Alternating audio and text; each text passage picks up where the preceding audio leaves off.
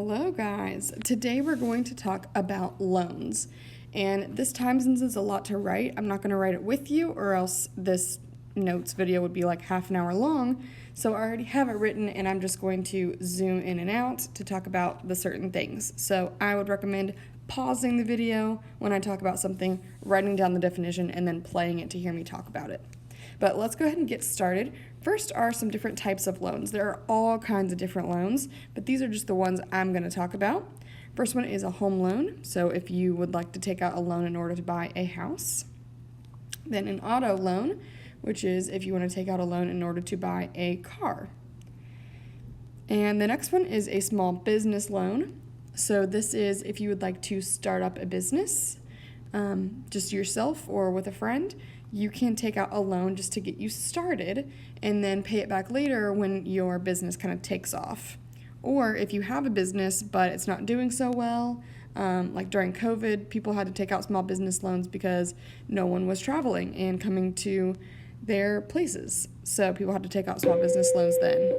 Oh my gosh. Teachers, pardon the interruption. Remember, we have a department chair meeting this morning at 7:45. You should have a Teams link for that meeting, or we will also be in E123, E216. I apologize. Sorry. So 7:45 department chair meeting on Teams at 7:45. Thank you. My goodness. All right, and the last one, which we're going to talk about next week, is a student loan. So let's go ahead and talk about these vocab words. The first one is a promissory note. The word sounds like promise, so this is the promise of your loan, basically. It is a signed agreement stating the conditions of the loan. So it is a document that someone has typed up or written up that says all of the details of the loan, and then everyone involved in the loan will sign it and talk about it together. Next word is cosigner. So this person agrees to pay back the loan if the borrower is unable to do so. I think it's a little bit risky to be a cosigner, because basically what a cosigner does is, say I'm taking out a small business loan to start my business. My parents would cosign, or my husband or whoever. I don't have a husband, but if I did, they would cosign just to say, like, I agree to pay this back if she doesn't pay it back. And that is risky, though, because if the person cannot pay it back that you co-signed for, that actually affects your credit as well as theirs. So if you co-signed and someone can't pay it back, which is called default, if someone defaults, they can't pay it back, then your credit goes down too. The next two, payment privilege and payment penalty. Some loans have a payment privilege, which allows the borrower to make payments before the due date. So this means you can go ahead and pay off your loan before it's actually due, which is awesome. The faster you get it in, the more you don't have to pay for it. However, we know the bank, we know it's tricky, we know it is mean, so they also have a payment penalty, which means you can pay it back early, sure, but we're going to require you to pay a fee. So it requires borrowers to pay a fee if they wish to pay back the entire loan early. That tricky bank. We have two more. The next one is a wage assignment. It says voluntary deduction from an employer's paycheck by electronic transfer. This is something you can sign up for if you just say, hey, I would just like every time I get a paycheck for you to just go ahead and take money out of my paycheck to pay my loan. And they will automatically do that. We've looked at automatic transfer before. It just comes right out of your paycheck every month straight to the bank. And the last word on there is collateral. This is a personal belonging offered to the lender or to the bank if the loan cannot be repaid. So what happens is people will offer sometimes their house or their car for collateral. And what happens is if you cannot pay your loan back, they will actually take your car or take your house.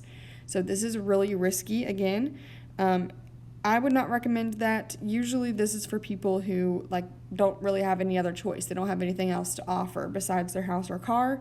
So it's risky because they could take your house, but some people do it, I guess. All right, so those are our 6 vocab words. Let's go down here to look at an example. So here is a nice chart. You do not have to copy this into your notes, but I just want to take a look at it. Down the left side is the interest rate for different amounts, 1%, 2%, 3%, and then across the top are different loan lengths, so 2 years, 3 years, 4 years, and 5 years. So what we're going to do is try to match them up. So let's say you have a 2% APR, which is right here, and your loan is for 5 years, which is this column. So where they overlap is this number right here. So that is your monthly payment for that loan. You have 2% APR, 5-year loan, that's your monthly payment. But that's only for $1,000. So let's go ahead and I'll show you an example of this. This is example 1. We have part A, part B, and part C.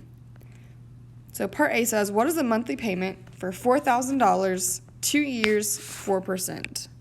Here's the 2 year, and here's 4%.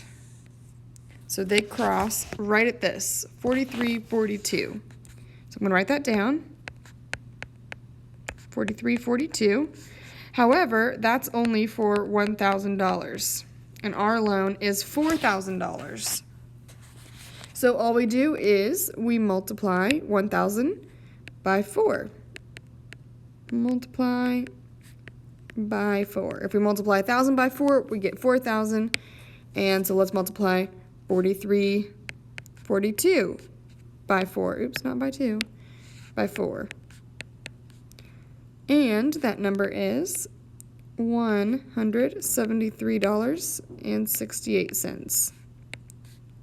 So basically, the steps to this are located on the chart and then multiply it by whatever this number is in front. Ours was 4 for 4,000, so we multiplied it by 4. And the next question, part B, says, what is the total amount of payments from part A? So this is how much they have to pay, $173.68 per month. So per month, but they're paying for 2 years. So how many months is 2 years? It is 24 months. So what we're going to do is multiply 173.68, multiply it by 24 months. And when we do that, the total amount is $4,168.32. So that's how much we're paying total on the loan. However, I noticed something. We're paying $4,168, but we only took out $4,000. So we're actually paying a little bit extra for interest. So how much extra? We're paying $4,168.32, and we are only supposed to pay $4,000. So to find out how much extra for part C, we subtract. This is how much we're paying minus the $4,000, and it equals $168.32. So that's the finance charge. That's how much extra we're paying from interest. So that's kind of a lot.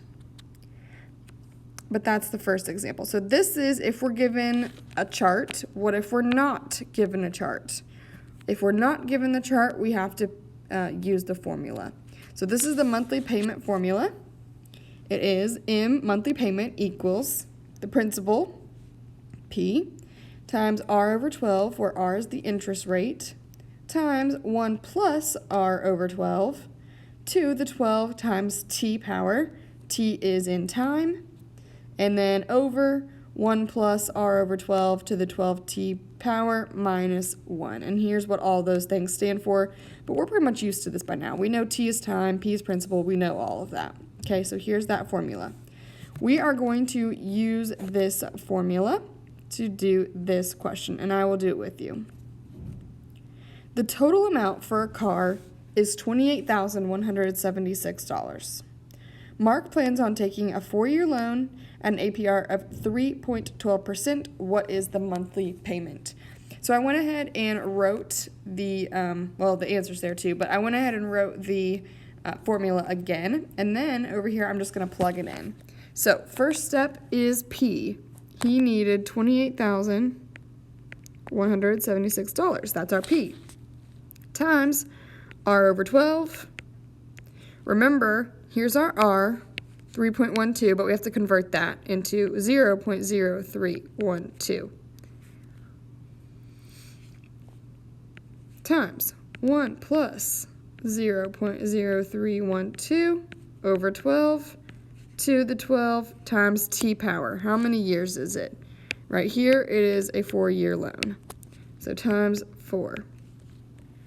Then on the bottom, we have 1 plus 0.0312 over 12, close to the 12 times 4 power minus 1. And if you were in class, I would make you put this in your calculator, but we're not. So I went ahead and gave you the answer right there. So let me show you our two assignments for this. Let me go to here. And these are the assignments that we have. So this is week 14. Then here are the notes. I'm going to post this video in there.